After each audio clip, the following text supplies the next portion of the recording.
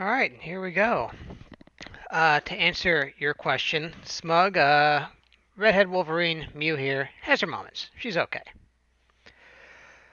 Okay, so I'm starting up the next part of my playthrough of one of the ending routes of Phantasy Star 3. And to kind of make up, for the sake of the recording later on, the make up for the kind of miserable stumbling job I did going through the beginning of this game last night, I just got to review real quick. So this is one of the third generation routes in Phantasy Star 3. It has four ultimate final routes you can take. I've already done two, so this is the third one I've played through. First one on stream. In this one, you play as Chris, who is the son of second generation heroes Ain and Sari, heir to the throne of Reek Kingdom, which is the game's starting town. And the thrust of the story at this point is that after learning that the final boss of the previous generation's story, a deranged robot named Siren, who once fought alongside the legendary Orakio, has shown up again and slaughtered all the Layan people who moved to one of the world ships Moon, which is a long story. But he's been sent by his father to stop him from doing more murder, basically, to stop the robot, that is. So far, our journey has led us to several different worlds, getting a submarine upgrade for our friend Ren over here, and diving beneath the desert world of Iridia to discover Laya's treasure, which is none other than the younger sister of the legendary Leia, who is also named Leia for some reason, who's been aging slowly in cryosleep. So now that we have her, we got our weapons, the spells we need, and an item that unlocks the pathway to the next world, which is a frozen place called Frigidia. We now journey to learn the truth behind the Orakian and Layan conflict that has been plaguing this entire game. So, here we go. I've already gotten everybody prepped up, so we are just going to set right off. Before we do, let's go ahead and chat with the townspeople a bit, who are all robots. This guy said the same thing for all three generations, but these ones change a bit. We are afraid of damaging our fellow robots, so we refuse to fight. Whiners. There's a wellspring of water that has appeared to the south that has no apparent source. We already went there, that's how we got Laya. An android gone mad wanders the desert. Already ran into her. She'll be relevant later.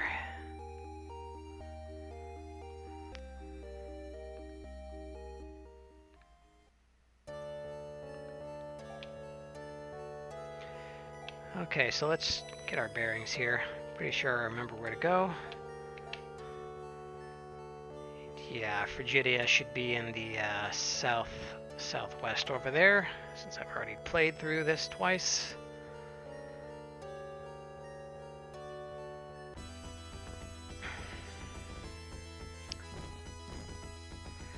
Did that blue demon just flip us the finger?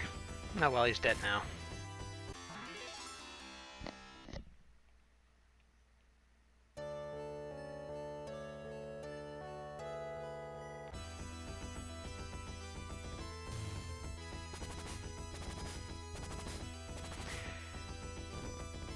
Laya's got very low health since she starts at level 1, so she might die in one hit, but that's okay. I'll just have to bring her back.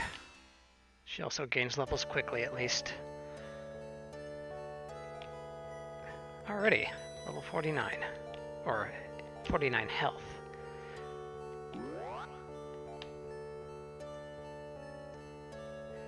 By the way, someone do a mic check for me real quick. Am I being heard on the stream? Just want to make sure.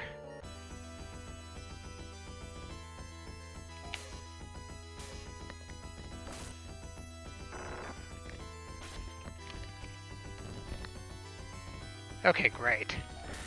Sound, audio quality is all good, yeah?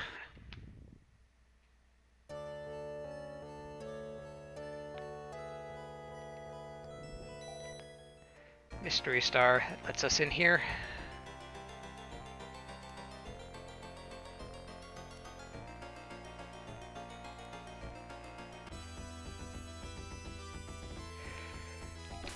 This is the part where our enemies start getting mysteriously sexy.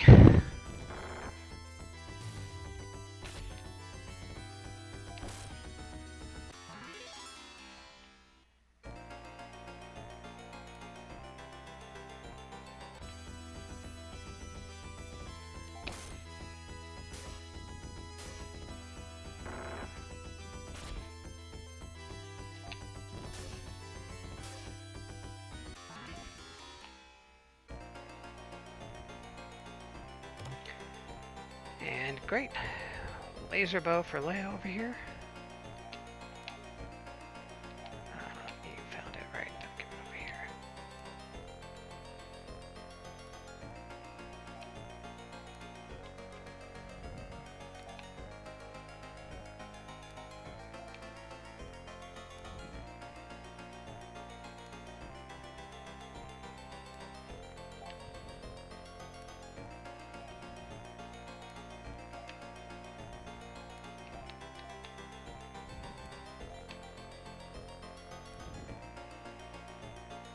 Actually, I think I'm gonna go this way.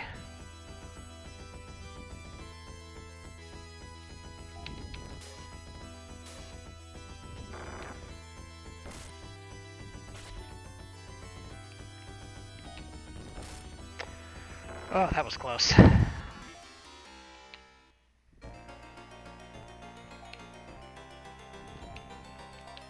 Took a direct hit.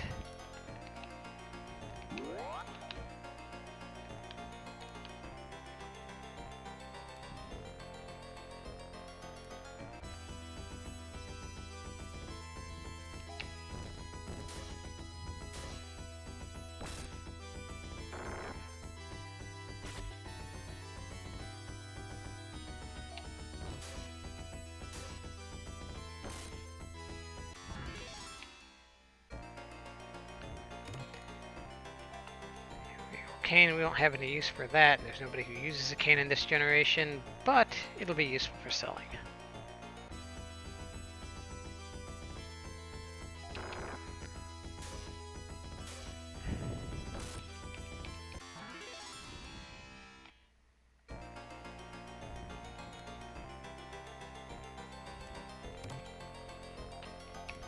Silver crown, that'll be useful for Laya.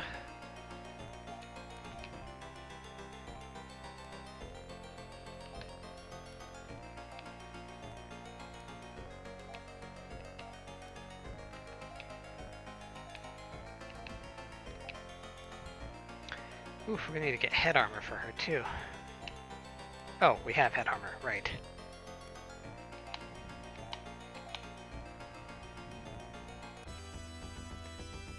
You see that bullshit?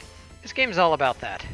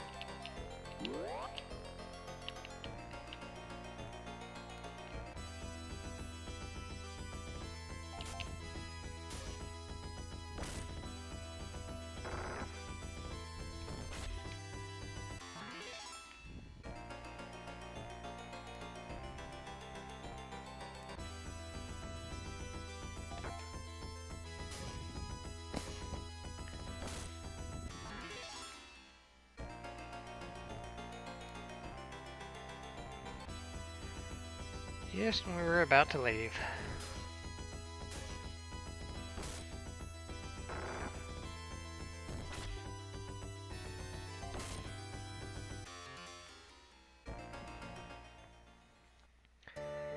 Alright, and here we are in Frigidia.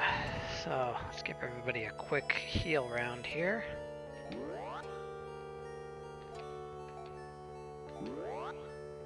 And then check our map.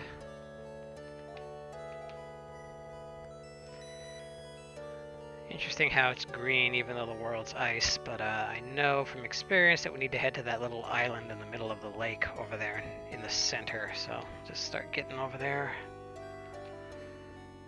For that, it's kind of weird to be carrying Ren's sub parts. I think he should hold on to those. Makes it awkward.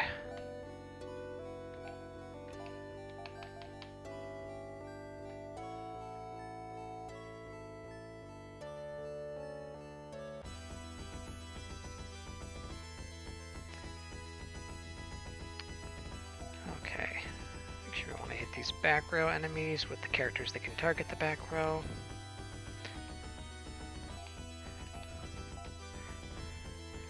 No idea where these giant ladies come from either. There's no lore regarding them. Uh-oh, might be in trouble.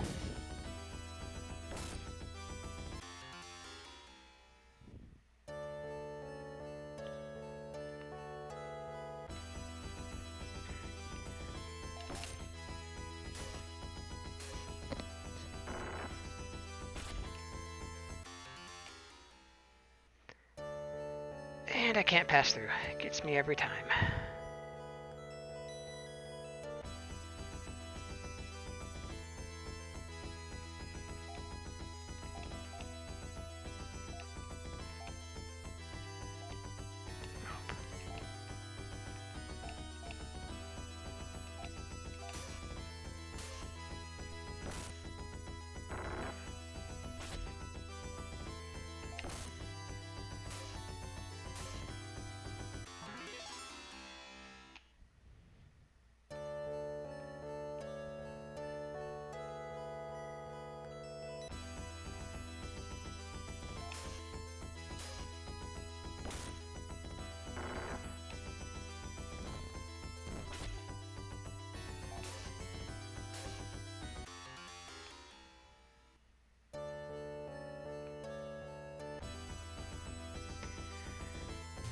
Barely took more than 2 steps. Encounter rate in this game is sure something.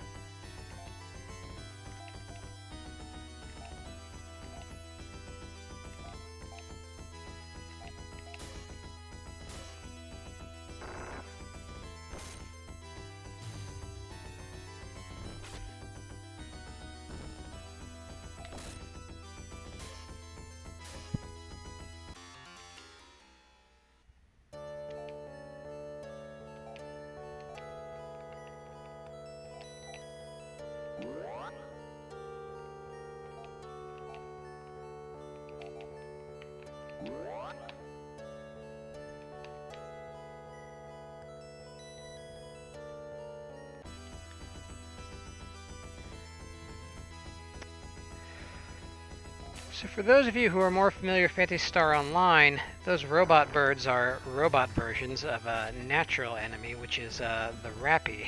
And they make their first appearance in this game, and I think their only appearance in the classic Phantasy Star games as well. I don't believe they show up at all in Phantasy Star 4, so for a game that's otherwise pretty much ignored by the canon, that's an interesting little permanent mark they have left on the series.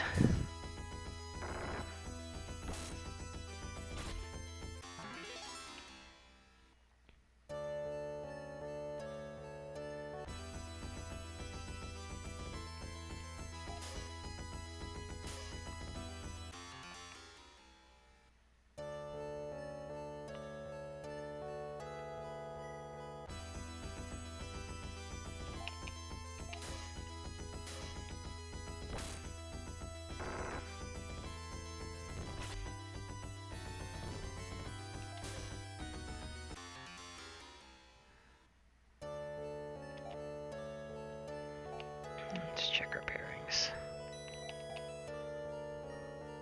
Alright, getting close. And yet, so far away.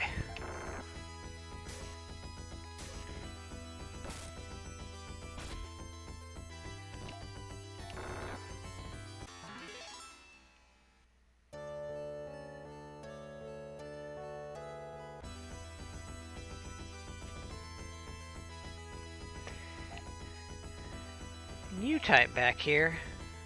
Some creepy druid looking lady.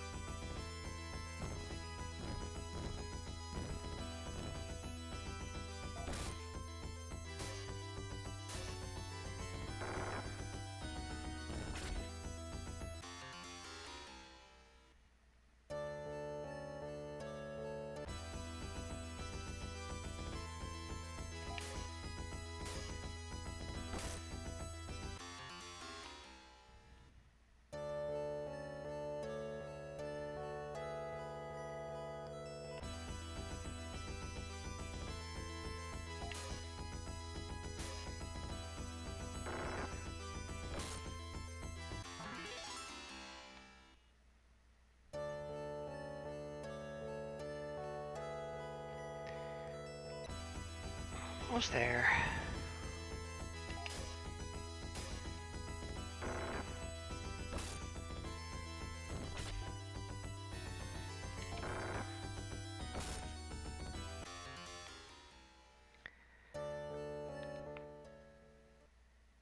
And finally made it. At last, Lady Laya's kin has come to Mistoke, the Castle of Silence.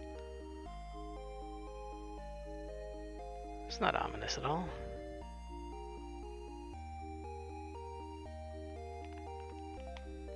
Please, hurry to Mistoke Castle, those whose coming was foretold by legend. Hold Laya's pendant to your ear, then tell its truth to Lune. You can reach Lune's Dahlia Moon from Aron, south of Divisia. That's probably a completely opaque statement to anybody who doesn't know the story of this game, but Lune is is a villain of one of the alternate routes in this game. And even though this world is a spaceship, it somehow has 2 rocky moons as satellites. Not sure why. Okay, I think that's all the townsfolk. Let's go ahead and save here.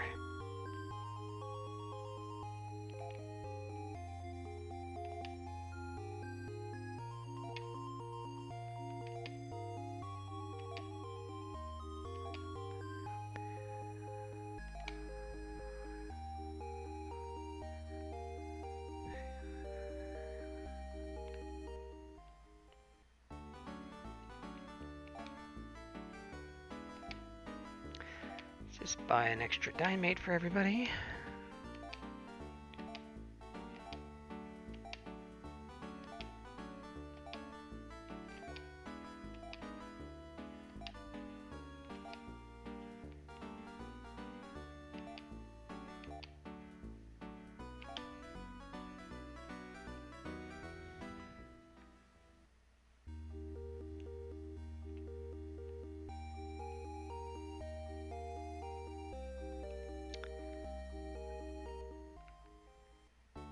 Not armor, I want to check out weapons first.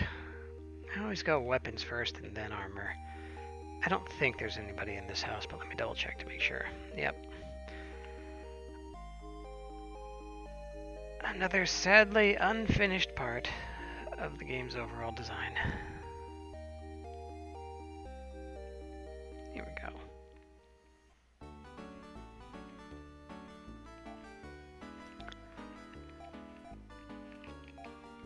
Third time's the charm. Drop my water. So let's see, pity knife's not going to be useful to us.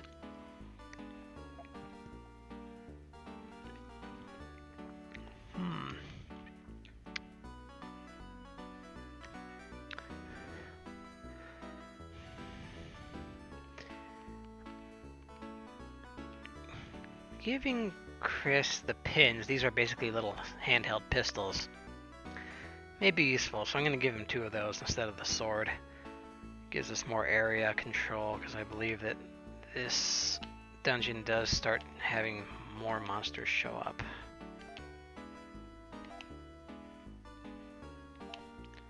And we don't have anybody who does area targeting right now, so let's see. Yeah, we can afford this for Ren too. You could use more damage. Alright.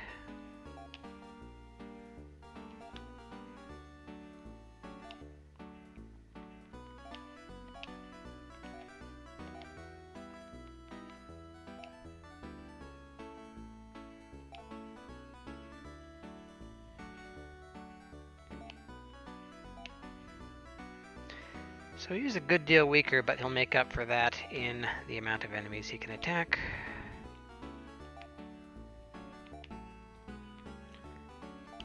And Ren, that's just a straight upgrade, so great. Now, just to methodically sell all the trash. The sword, we want to hold on to that. Okay, he's got nothing to sell. How about Mew? I can definitely sell that.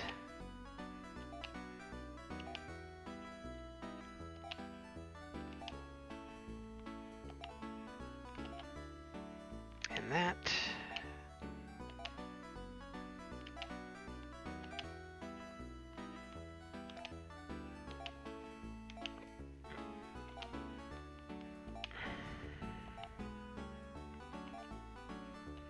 good here.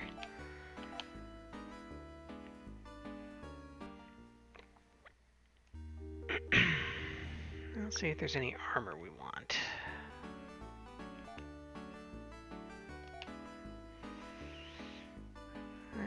This is getting pricier. Let's see. Usually I find it's best to equip Mew and Laya first, since they're going to be taking more damage. Mew's armor is the cheapest too, so that's a benefit. And I believe it's Queen Tunic for Laya. There we go.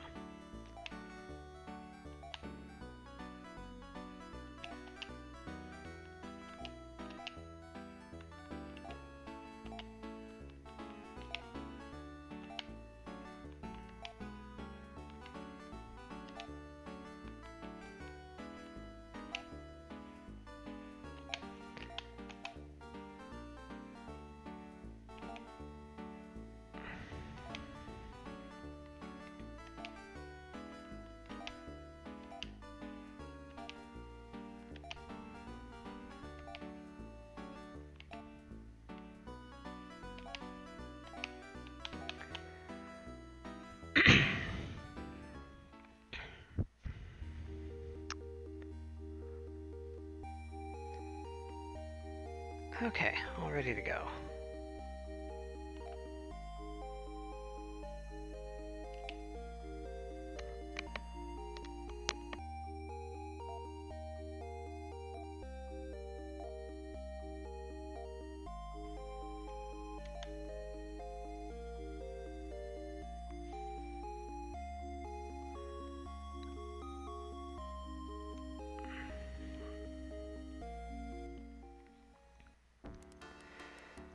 Alright, so this dungeon kind of tries to be a maze, but really it's not.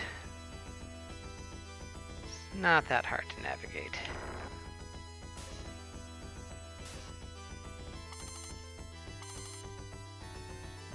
Oof. Those things work better when there's not just one opponent on the screen.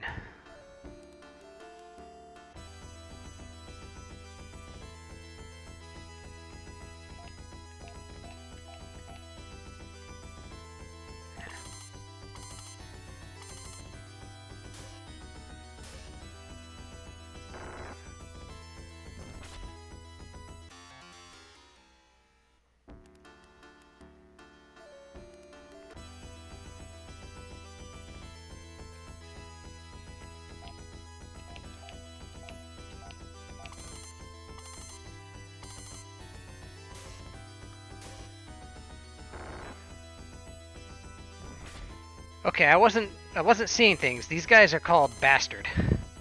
Pretty bold.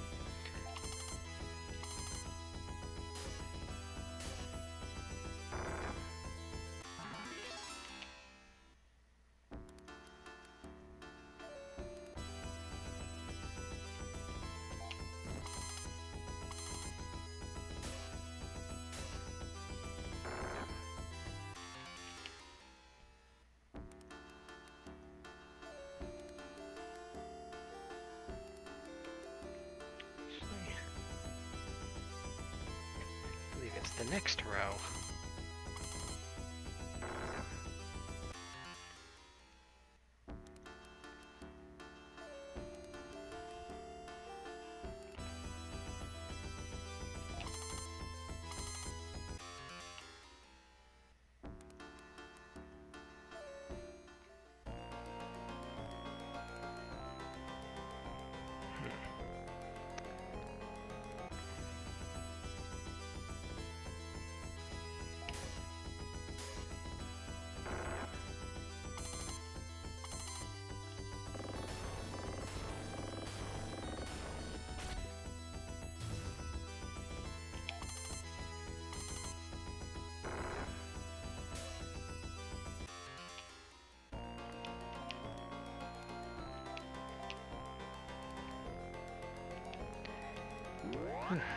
Dimates aren't doing the trick anymore. Looks like I'll have to start buying the trimates soon.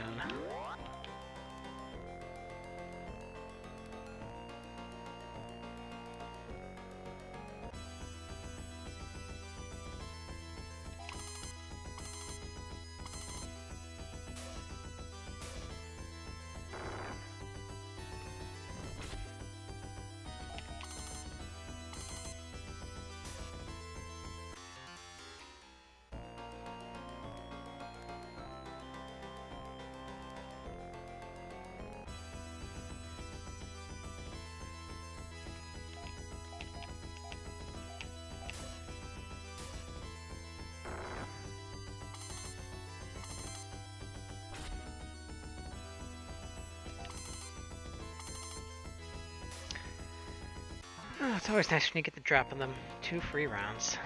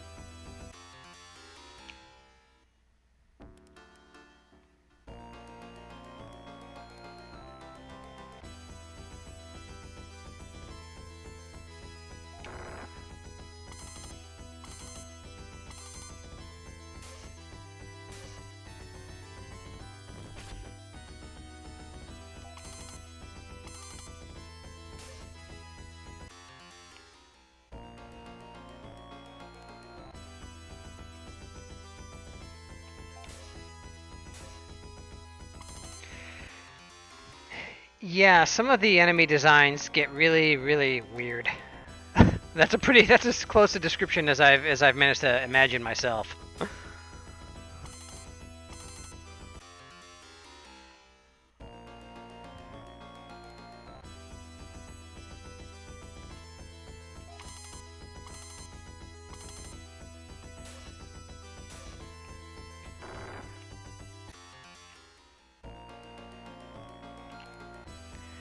Seriously, I glided right off the treasure chest and wound up in a battle.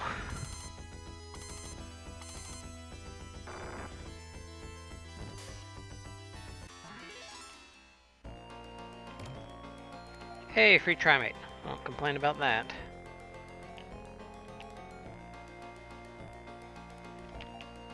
Taking up space, might as well use it. Yeah, Chris is okay, I'll leave him be for now.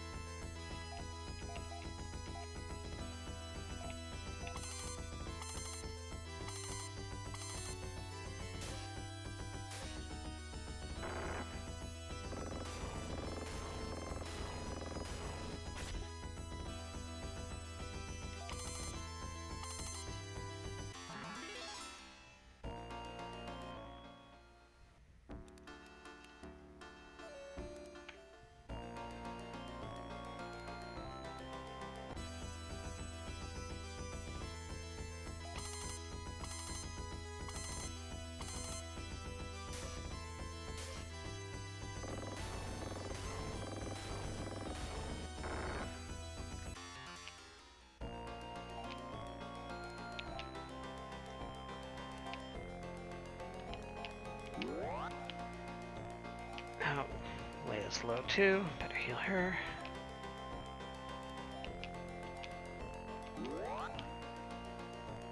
This throws a little bit of a curveball with you with a few dead ends, but I believe, if I recall correctly, the right set of stairs is going to be on the lower right of this area. Let's see if I remember right.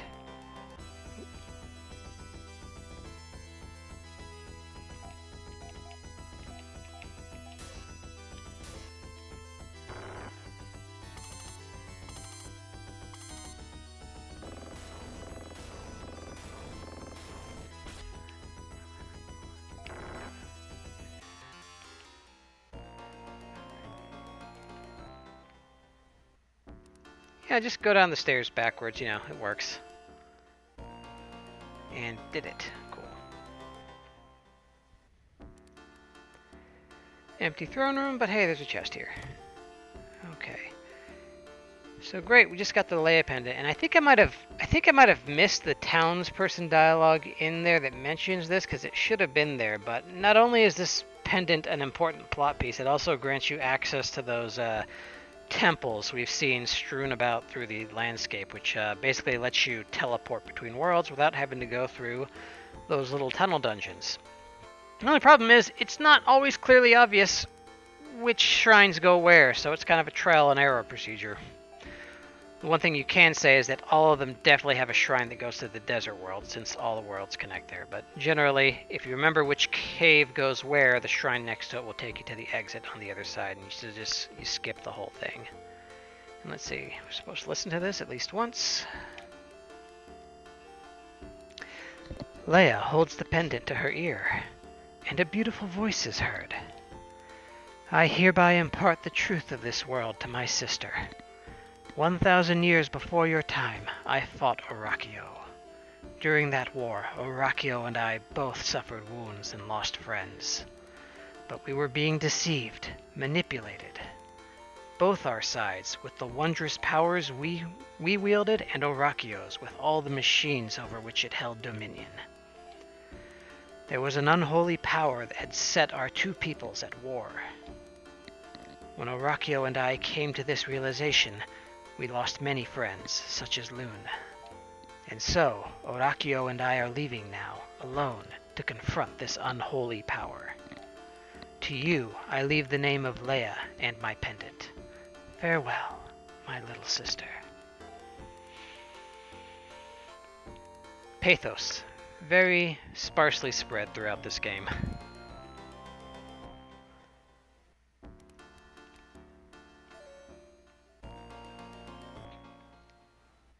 Oops.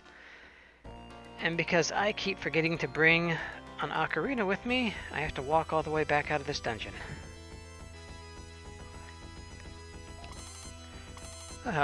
Just means more levels and loot. Or Gil, rather. No, Meseta. This isn't Final Fantasy.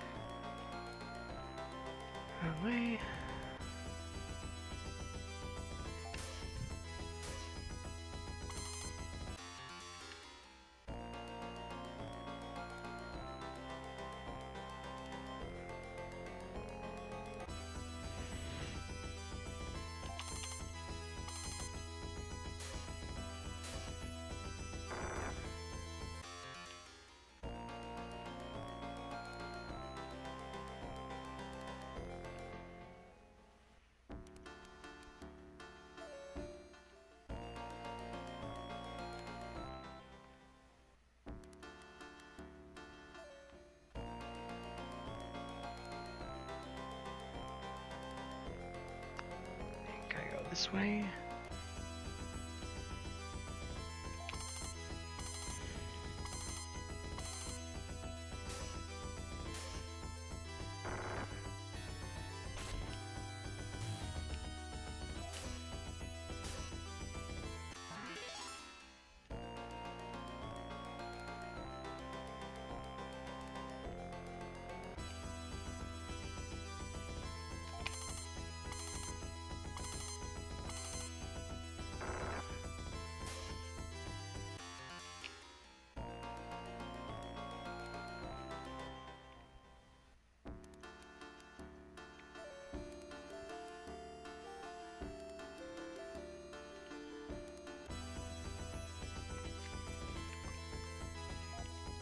Oops, tried to run by accident, and now I'm getting my ass kicked.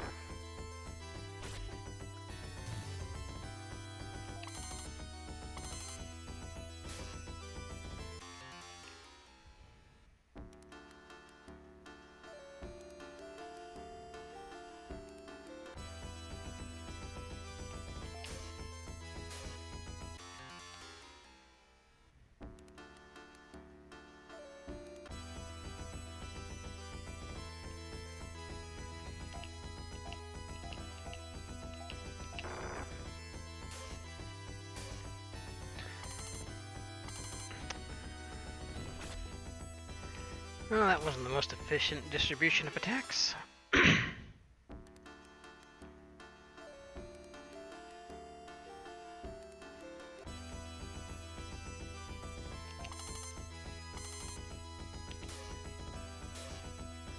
That chicken had a really bad day. Took 388 damage.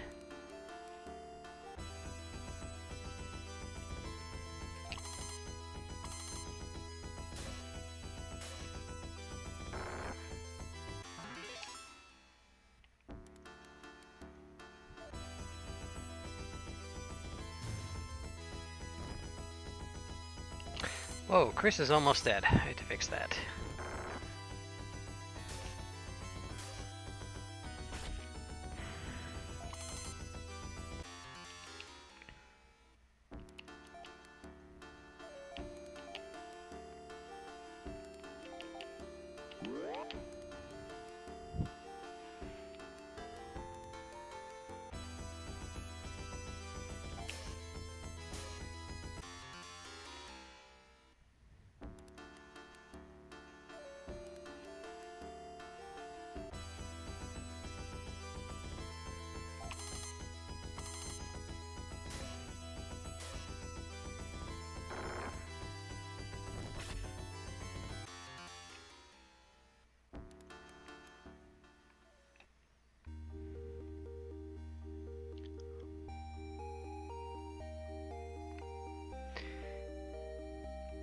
You know, considering the sci-fi nature of the setting, I wouldn't put it past it for all these women to be clones.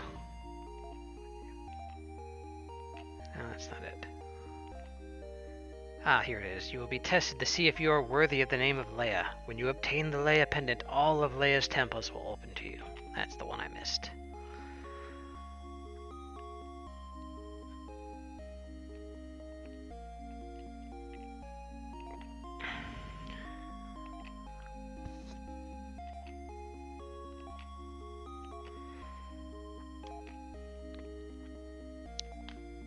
So now that we have the pendant, we can access the village that was mentioned in the previous session that's full of the folks who pilot the ship. And to do that, I think I'm still going to have to walk like an insane amount, but at least I won't have to go through those tunnel dungeons. And let's buy a couple dimates this time, or trimates.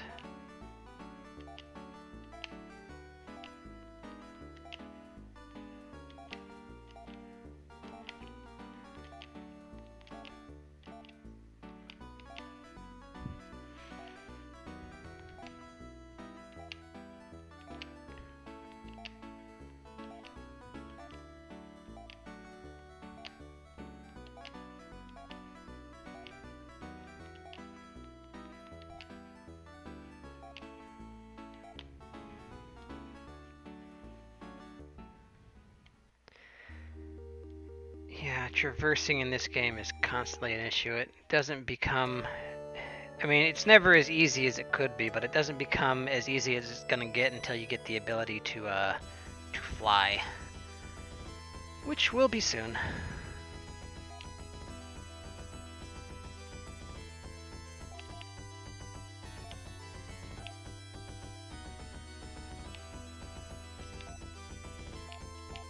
I don't want to waste these shots on the ferries just in case.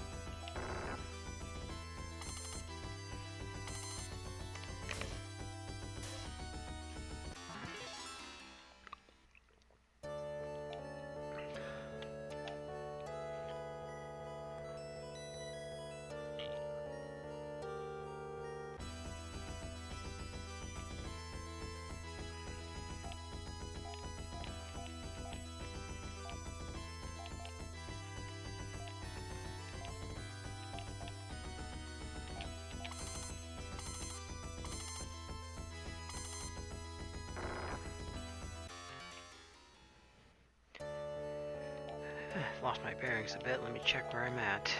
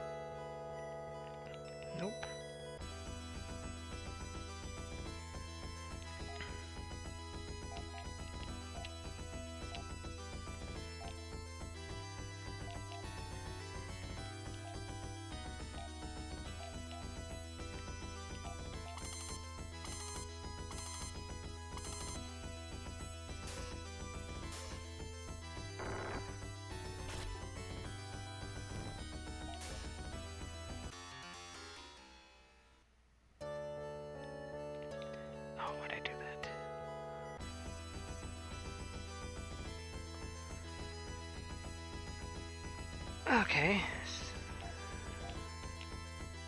No winners here.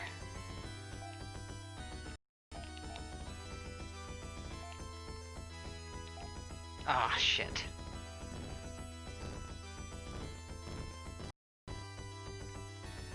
Okay, let's try that again.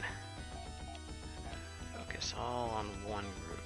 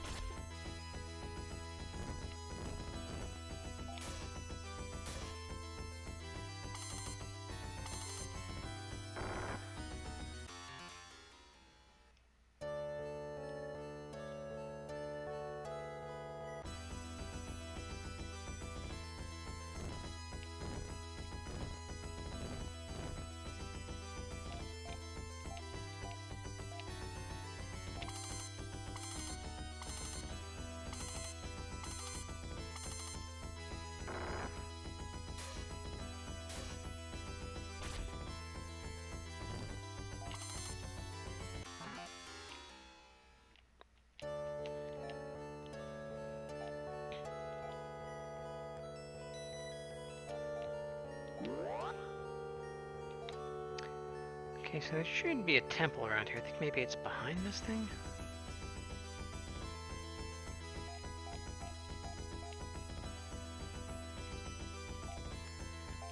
Do not click that damn runaway button.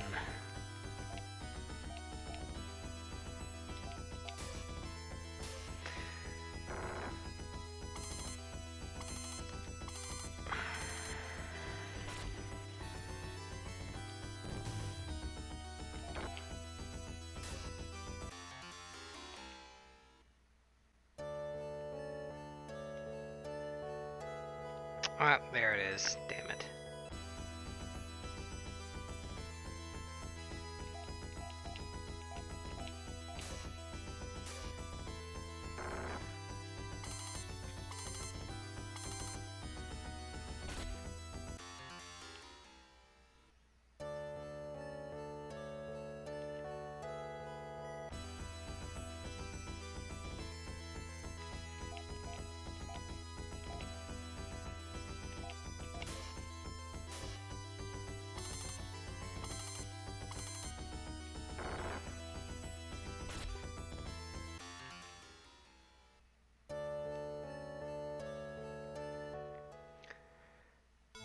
Okay, let's see where this one takes us. Can't remember specifically where it goes. Laya's pendant glows, and we teleport.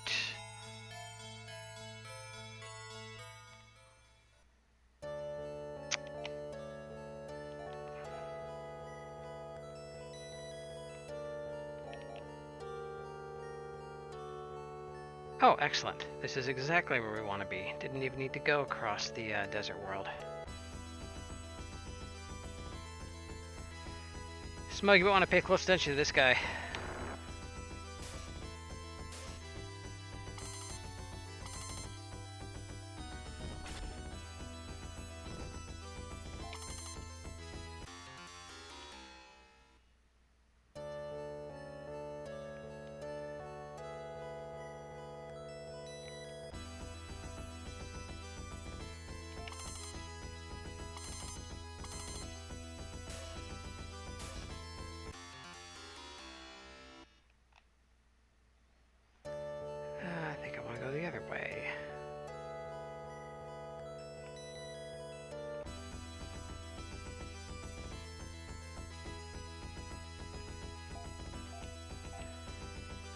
Ooh, there's more of them.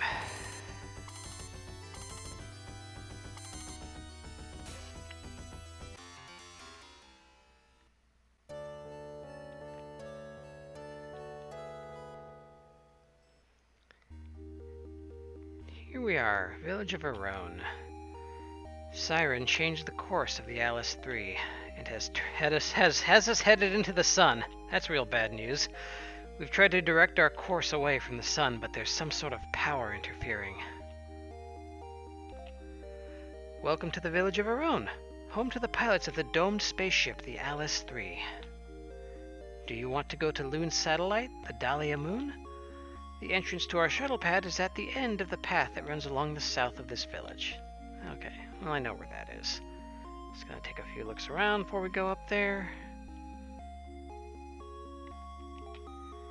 At this rate, our domed spaceship of the Alice 3 will crash into the sun.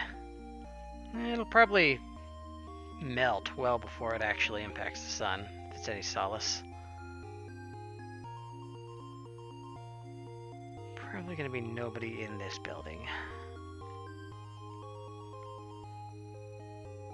Yep.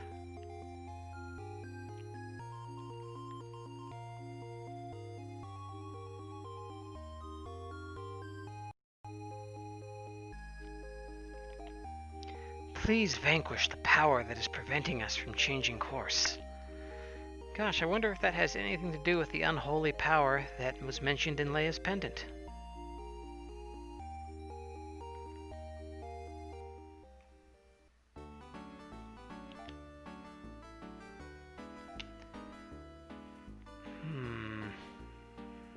It's all a little pricey. I think I'll hold off on that.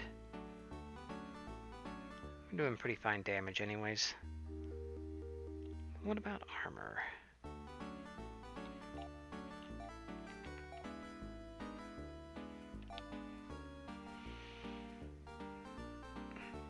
I think... Yeah, I don't need this stuff. It's all last gen.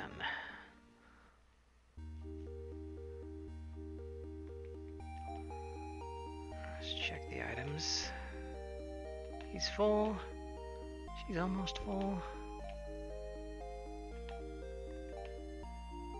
I think we're pretty well stocked. Just gonna go ahead and save and then head on to the next area.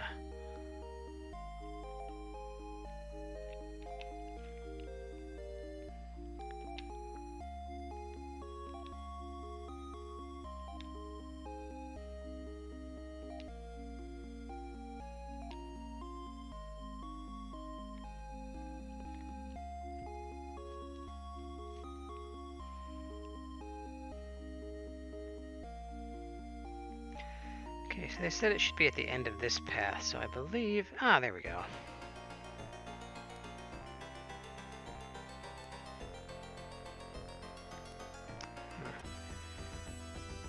Really? Who lets monsters crawl around in their spaceport? It just seems a little lazy.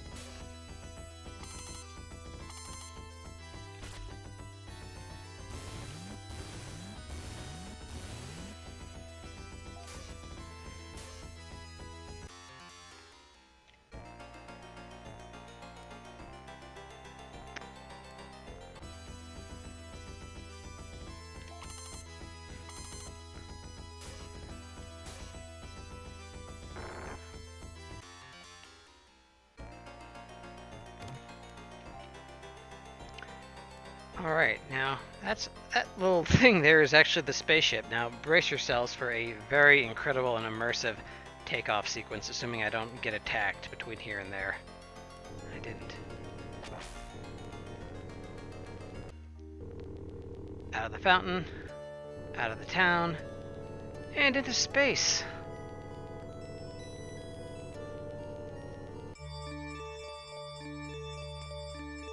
And there's a castle here, and we're not concerned about how anybody breathes or anything like that. It becomes a little bit like FF Final Fantasy IV here.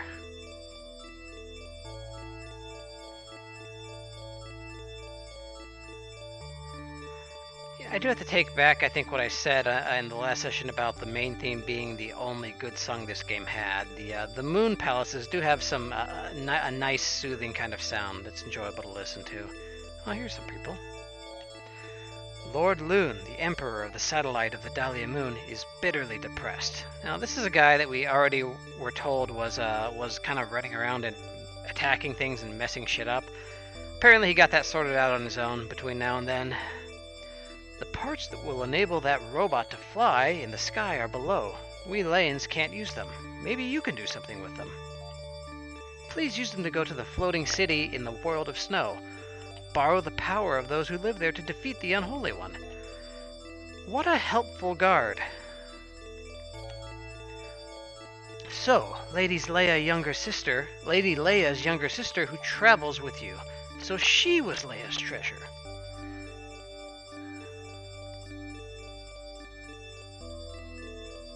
I already talked to this guy. Gonna talk to this lady last. Alaire. I am Loon's younger sister, Alaire.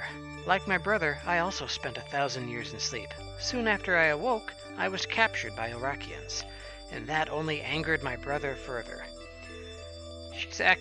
Please forgive him. The destruction of Satura and the rest was indeed our doing, but the monsters now rampaging are the creation of a different power. So that blown-up town I went to is Satura. That's what they were talking about in the last session. She's actually a marriage route in the other second-generation route, but this Chris's story does not come off of that particular route. Let's talk to Loon here. I am Loon, Loon K. Ashir, heir to the House of Ashir. I fought as Lady Leia's right hand against Orakio 1,000 years ago. I was banished along with its satellite by Orakio and spent the time in cryogenic hibernation. When I awoke, I burned with the desire for revenge and continued a campaign of oppression against the Orakian people. But I was wrong. I did horrible things I can never undo. Well, that's grim. Okay, let's talk to this next person. Kara. Father's strength has completely left him. But I, too, am a descendant of generations of warriors, a daughter of the House of Ashir. I will atone for Father's mistake with my own blood. Father, lend me your loon slicer. So, we now have our fifth party member, Kara, and that you just saw is the only dialogue she has in the game, and yet with it, she kind of proved herself to be the single most badass lady this entire game has to offer. I guess unless you want to count Mew, but she really doesn't have anything else to say after you recruit her in the very first generation. She has two different versions of her character, one that appears in the two generations that branch off from the previous generation, and a very different version in the other two possible endings you can get in this game. But this is definitely the better version of her. She's just kind of a badass moon warrior chick. And although we only have one slicer on her, she's a real demon once she has two. But let's go down here and pick up those plain parts. Pretty straightforward trek.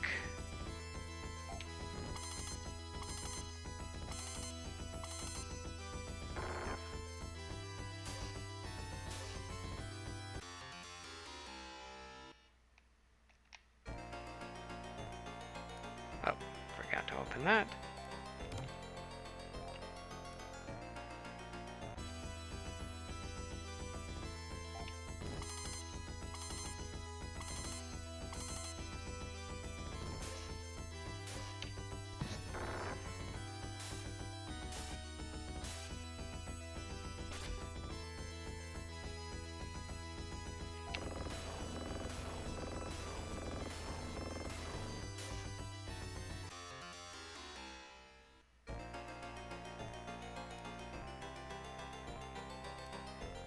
see, I believe this does get a little tricky.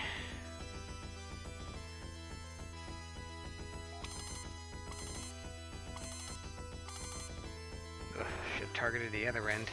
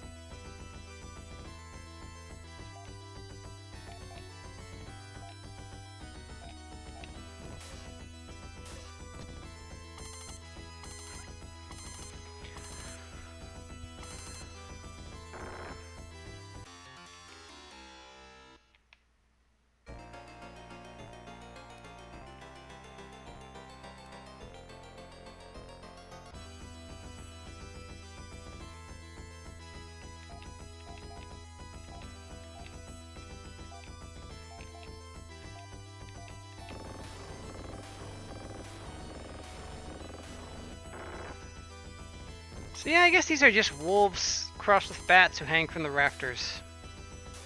I don't know what Layan got that idea.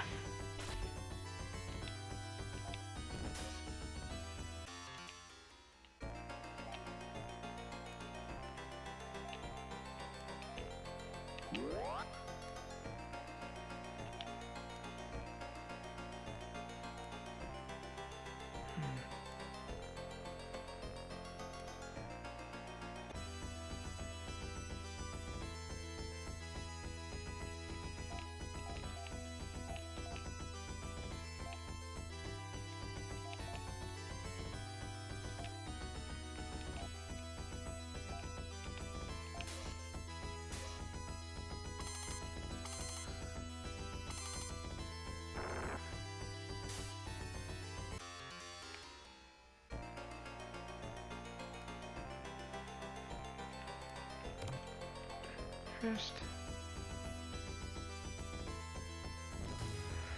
Okay, that's a lot of monsters, but they are all weak at least. It's just too bad they get to have a round first. I'm pretty sure Chris can wipe all these out. Let's see if he goes first.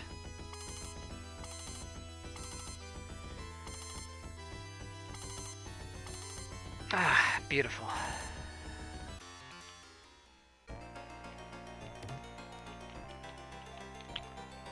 Okay, so we got some Laconia gear. That's always useful.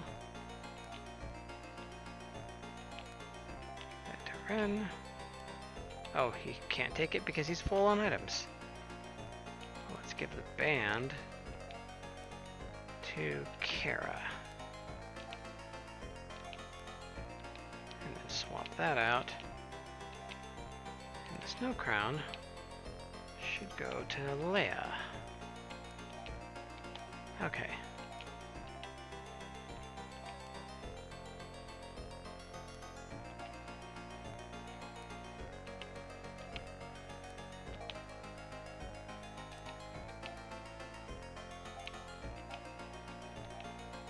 I don't think the Snow Crown will be better for Layan, but let's see.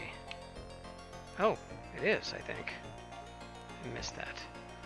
Let me double check. Yes, it actually is better, okay.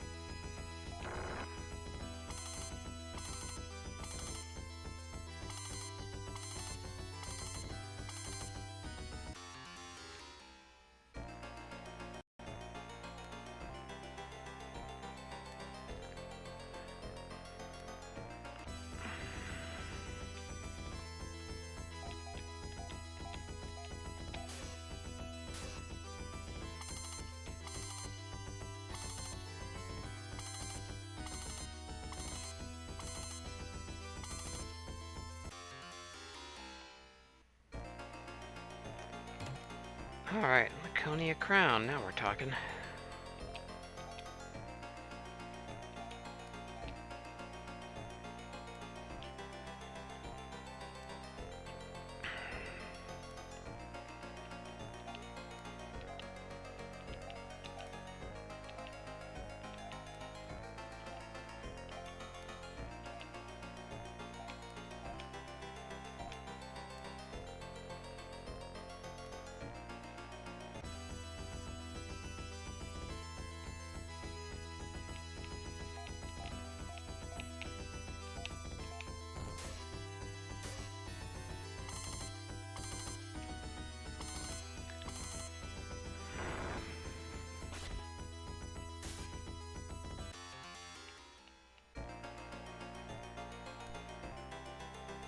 Oops, dead end.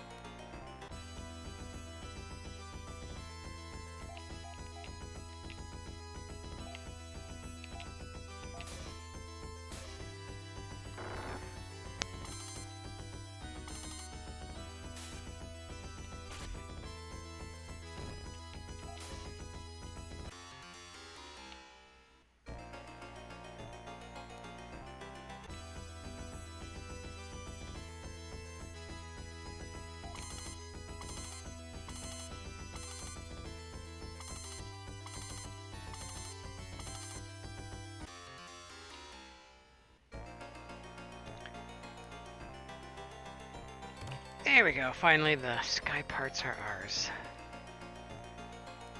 Let's give those to Ren, since he should hold on to his own shit, right?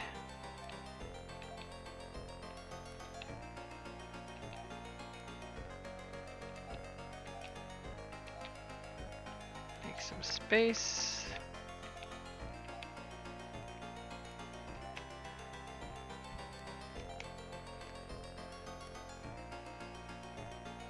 Okay, so... I think I have to go all the way back around. Okay.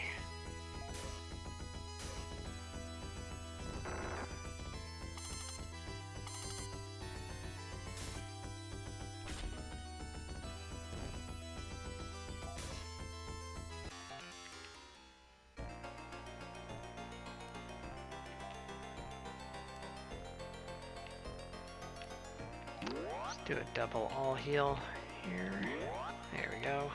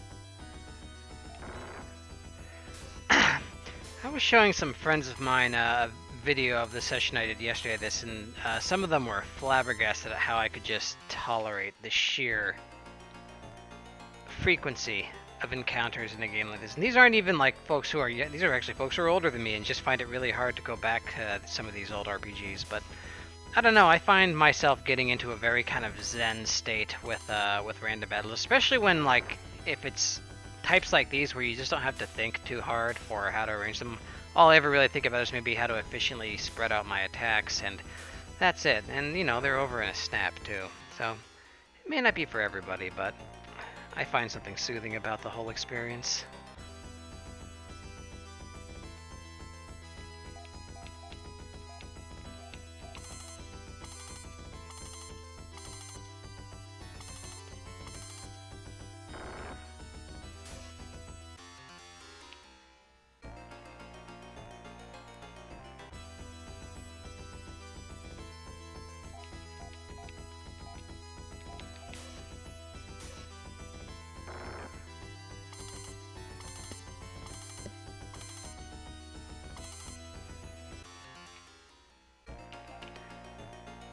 Suffer not the cave wolf to live. Oh yeah, that.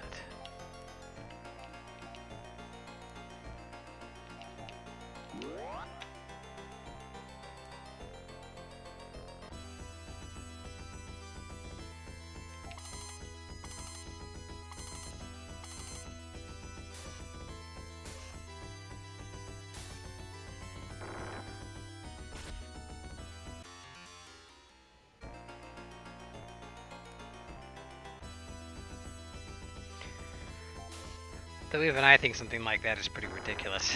3 steps and then another random battle.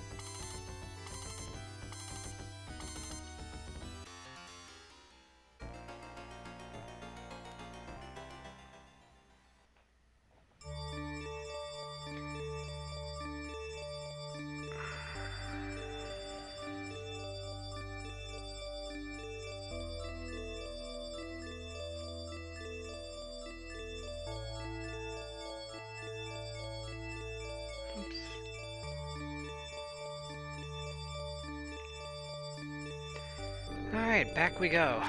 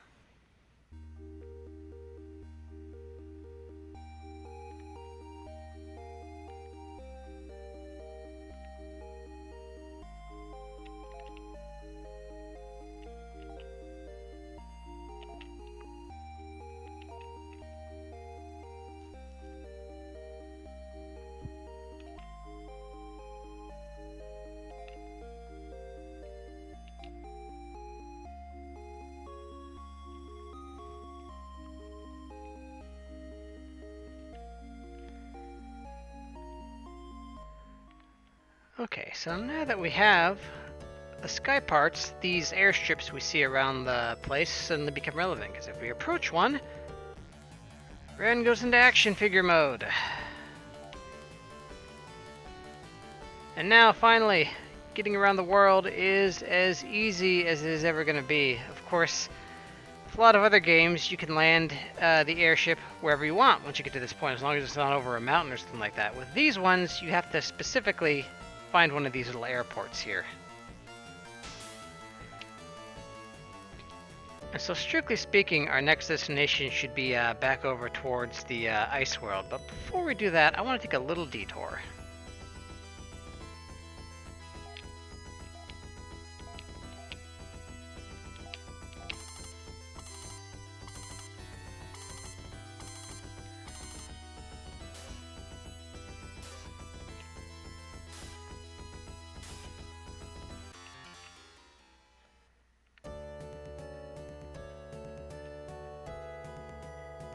So notice, even though I have all the stuff I need, I still can't enter into this cave. But I can go over here.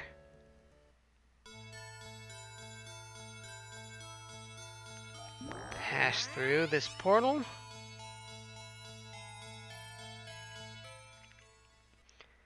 And out I come to the desert, which is not where I wanted to go. Oh, that doesn't make me look very smart. Never mind.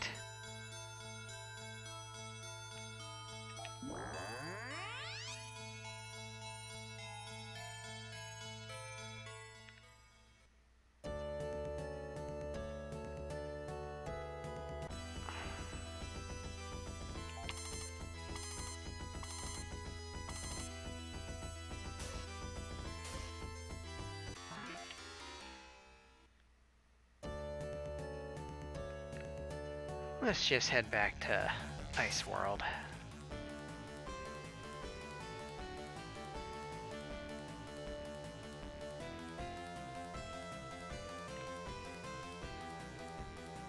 See, and that will go to...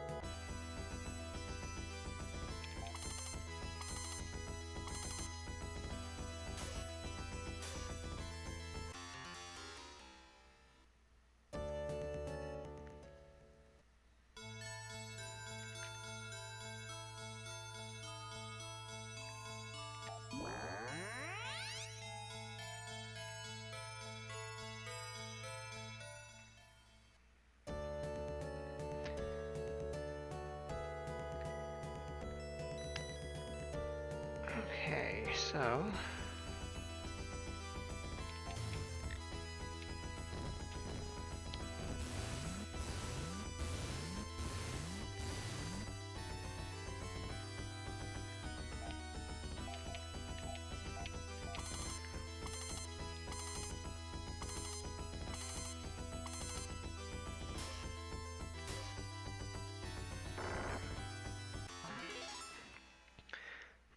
Before we go to the floating castle the helpful moon guard told us to visit, there's one other place we should go first, which is not mentioned by anybody, but it is on the map.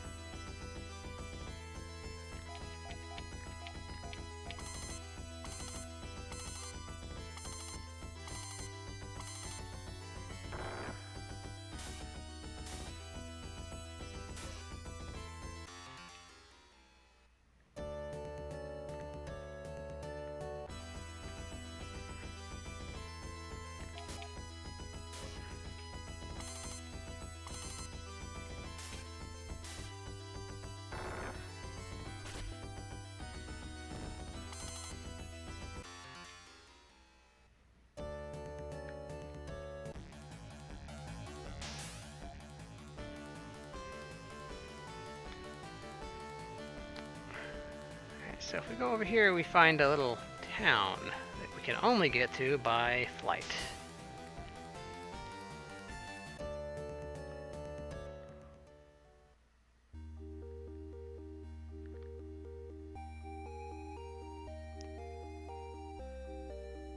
Let's see. Find the right person to talk to first. Notice we have all these old guys standing in a row. Isn't that interesting? But before I talk to them...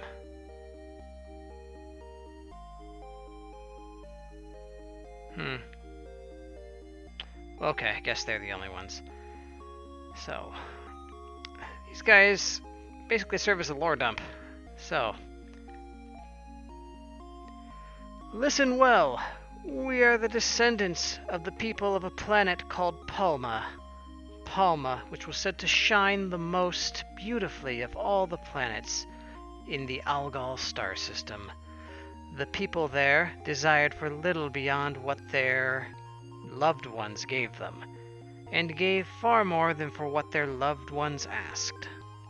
And that was joy for the Palmans. We and you are the descendants of the people of Palma.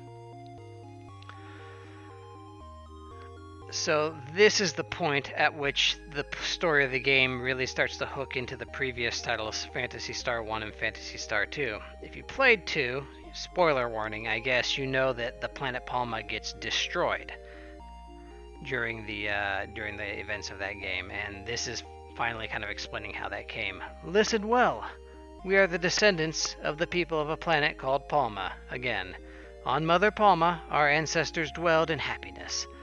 But because of the power unholy, which is said to appear once every 1,000 years, our Palma was destroyed. And if you've played Phantasy Star 2, you begin to see the direction this is going in. Listen well. I'm not going to repeat this guy. 2,000 years ago, the heroes Ohario and Aina challenged the power unholy when it appeared on Palma.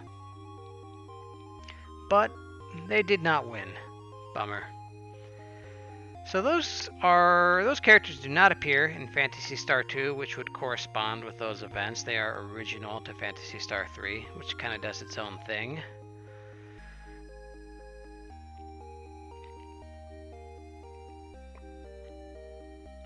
Knowing Ohario and Aina had fallen, the people resolved to abandon Palma. In secret, they built a fleet of 400 ships, and just before the power unholy destroyed Palma,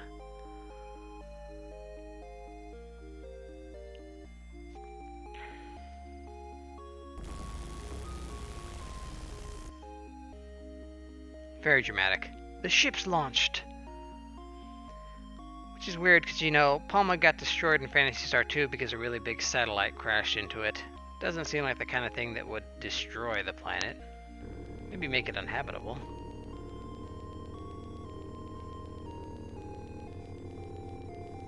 The 400 ships tried to escape the power unholy. A part of that fell power, however, had already infiltrated our ships.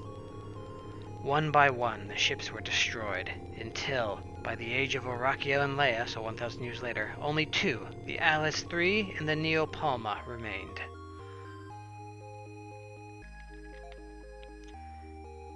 I should have talked to that guy first. Heed well the storytellers who keep our history alive. And then you can only talk to this last guy by going over here.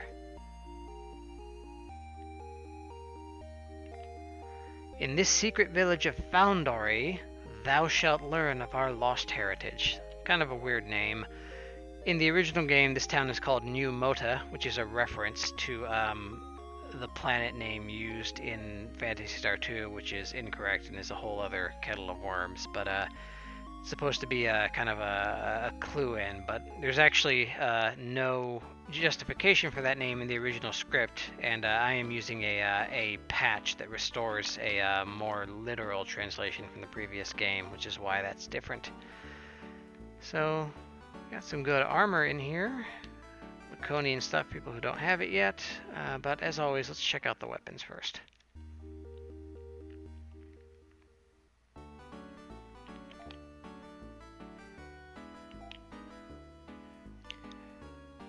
Time Slicer, Chaos Claw. Yeah, this is some pretty good stuff, but it's all super expensive. I'll probably be coming back here later. But we're not having a situation where we're not dealing enough damage or taking too much damage, so I think I'll just keep collecting money at this point. Let's go ahead and sell off a lot of the excess I'm carrying though, since characters are starting to get weighed down.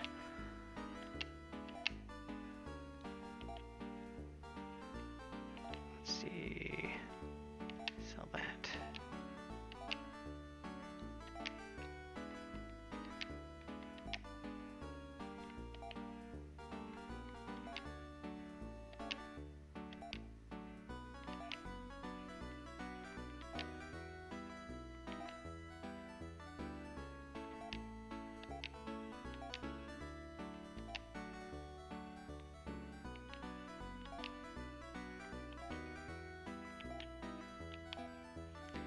Okay, all good there.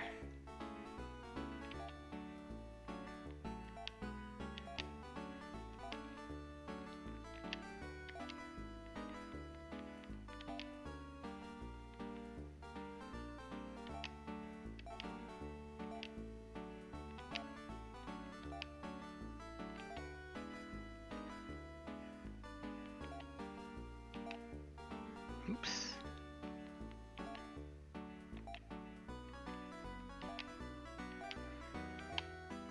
Alright, there we go.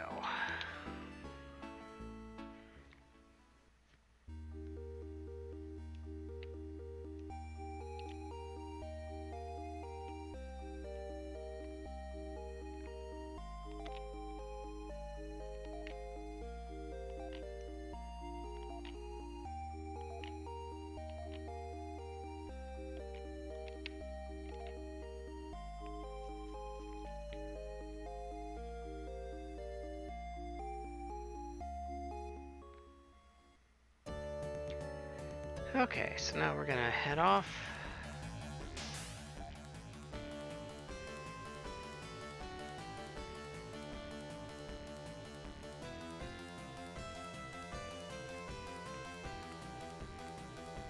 So there's the floating castle they were talking about, but before I go there, there is another place I would like to check out. It's somewhere over here, I believe. Here we go. This is what we're looking for.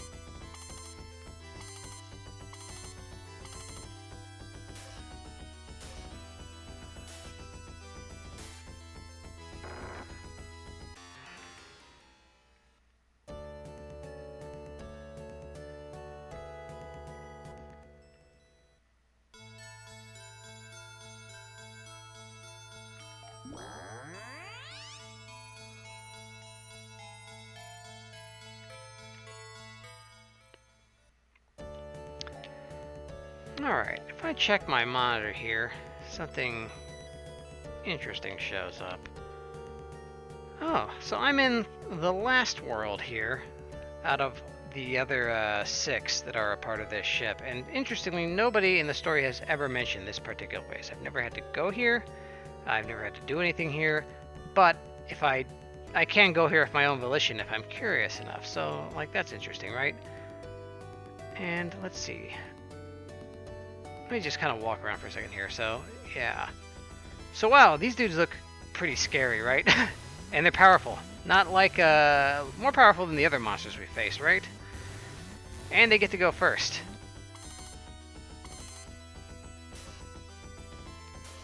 So yeah, this seems like a pretty dangerous place. And they're worth a lot of XP. But fortunately, once I become a plane, and I guess you have to imagine that, like, Ren doesn't become any bigger, right? So he must just be flying and, oops. And when he does this, the rest of the party must be, like, just hang gliding underneath him.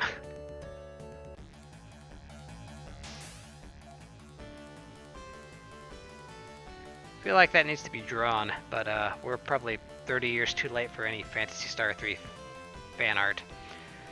Anyways, if I keep flying around here, it's a very big place, but, you know, I'm not seeing any real towns or anything like that. There doesn't seem to be any, like, civilization here at all. Yeah, just nothing. A few entrances, another place like that.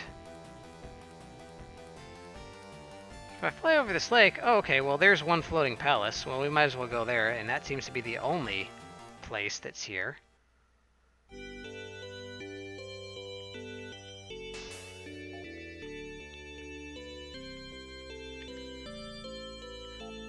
Please enjoy a good long rest in our holy capital of Lashute. So that's apparently where we are. And I'd be happy to enjoy a rest if you'd, you know, let me go through. There we go. Wow, nope, still gonna be obstinate, okay. Might have to go out and come back.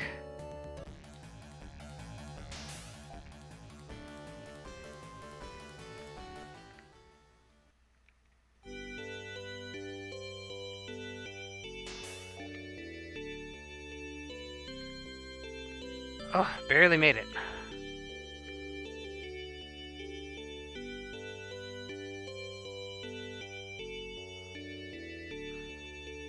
You know, this seems like kind of a chill place. The music is nice, friendly.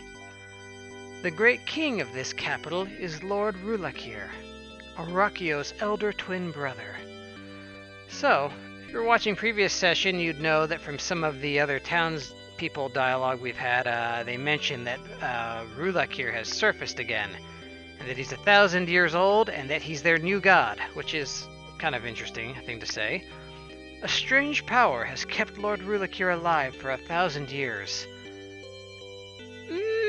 That sounds kind of weird, right? You know, with Laya at least you have cryosleep as an explanation for why she's been around so long, as well as all the other folks, but this guy's just been around for 1,000 years because of a strange power. Seems a little suspicious, right? Lord Rulakir lost his family in the war of 1,000 years ago. Oh, well, that's sad. Lord Rulakir dreams of a world of absolute peace. Wasn't that nice? Everyone wants absolute peace, right? Let's walk through this random snowfield here.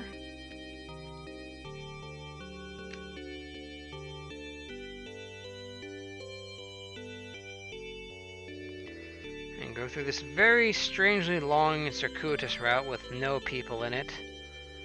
And up these very, very long flight of stairs.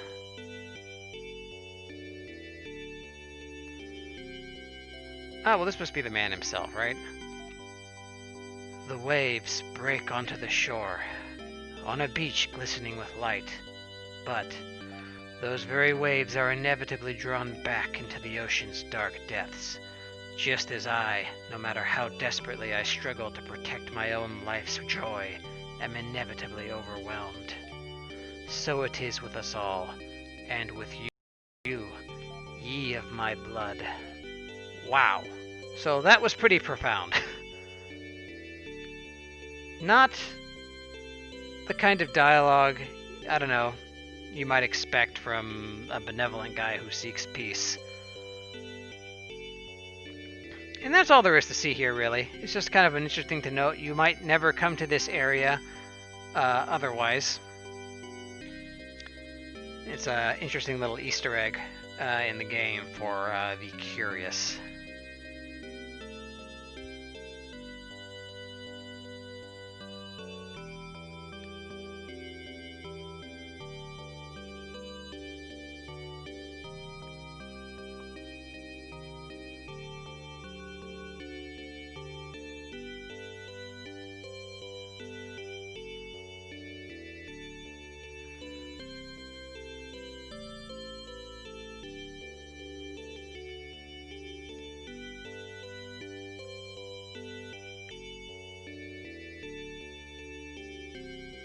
Uh-oh, do I remember how to get out of here?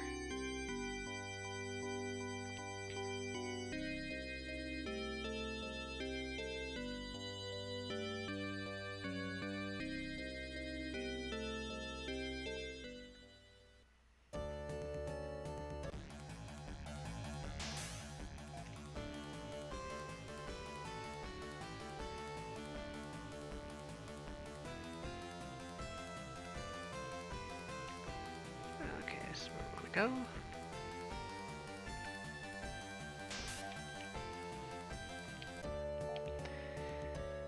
And better heal just in case we get attacked again by those guys. Damn it.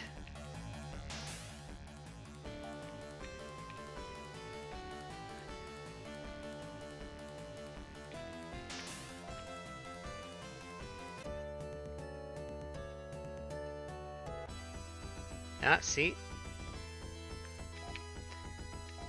We have a weird masked sorcerer and a Beelzebub over here.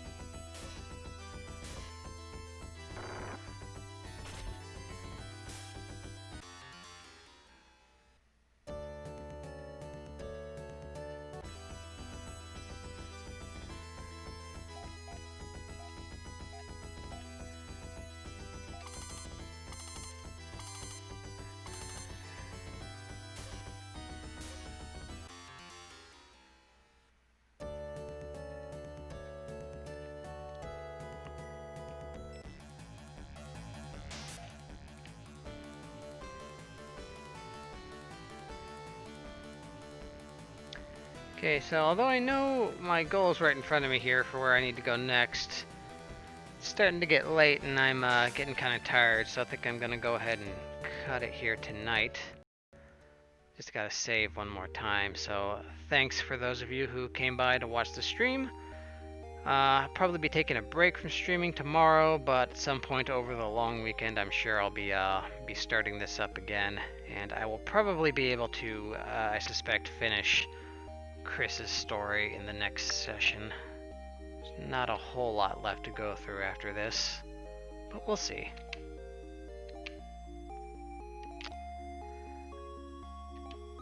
Alright, there we go. Alright, this is Desmancer on Retro Nights. Thank you all for coming, and I'm cutting the stream.